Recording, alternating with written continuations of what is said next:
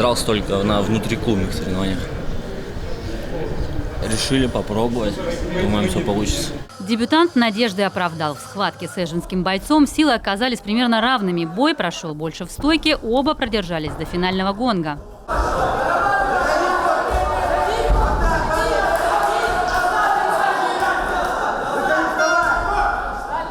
Бои новичков порой еще зрелищнее. Эмоции неокрепших воинов зашкаливают, а потому и удары чаще пропускают, а в ответ лупят с двойной силой. Поединки, как правило, не заканчиваются досрочно. Представление растягивается. Road to Parma Fights – это обкаточный турнир, возможность испробовать свои силы на новой площадке, в том числе психологическую устойчивость и шанс для новичков попасть на серьезные соревнования.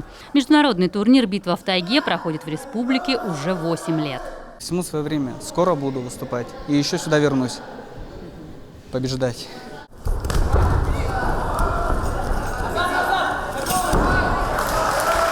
Два брата Киракосян, жители столицы Коми, запомнились зрителям необычайной уверенностью и напором. Оба взяли досрочную победу, причем одна нокаутом. План на бой был бить, сокращать дистанцию, входить в борьбу, работать в борьбе, постоянно доминировать сверху в партере. Битва характеров – так назвали противостояние сыктывкарца Саджона Нурматова и кировчанина Олега Платунова. Им пришлось назначить экстра-раунд. Оба в ММА уже достигли первых результатов. У бойцов разные тактики. А Саджон – ярко выраженный ударник, стремится закончить бой досрочно. Во втором раунде доминировал как в стойке, так и в партере. Но отправить соперника в нокаут не удалось. Борцовские навыки кировчанина сыграли определяющую роль. Руку аккуратнее. Вот, вылезай, вылезай, вылезай.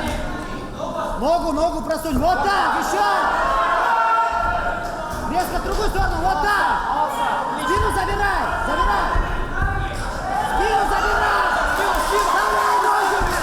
15 поединков по грэпплингу любительскому ММА. Пальма первенства в командном зачете досталась Сыктывкару. Соперники с Великого Устюга, Котласа и солидный десант из кировского файт-клуба «Шквал». Он существует 8 лет, начинал со школьного подвала. Клуб «Север» является нашими хорошими друзьями, и мы регулярно ездим к ним на турниры.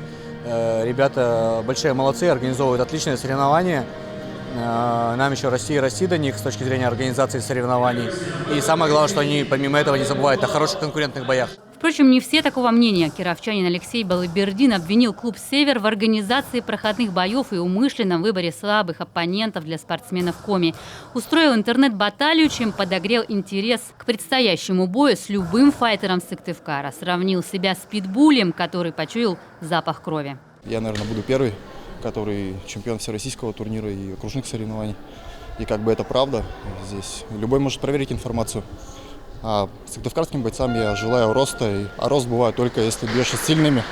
Я думаю, конфликта не будет, мы будем дальше выступать, будут привозиться более сильные оппоненты. Но я не скажу, что это обвинение, это точка зрения данного бойца, но, соответственно, мы, естественно, с ней не согласны, поэтому решили это противостояние решить мирным путем, решить в ринге.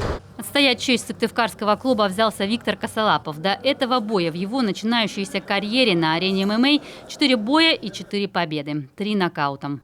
Я занимался немножко боксом, немножко кикбоксом, борьбой занимался. То есть где-то хочется ударить, где-то хочется кинуть, то есть правила не позволяют. А здесь именно в полный контакт все. Атмосфера в зале перед главным боем достигла максимального напряжения. Большинство болельщиков наши, но и кировчанин с группой поддержки. Леш, давай, я за тебя болею, здесь держу кулачки, люблю тебя.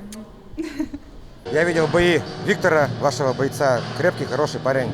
Алексей тоже крепкий спортсмен, то есть все решается на ринге. Эффектный выход, битва взглядов, несколько пробных выпадов. И, пожалуй, не только сыктывкарский файтер, никто из зрителей не ожидал такой быстрой развязки. Витя, двигайся.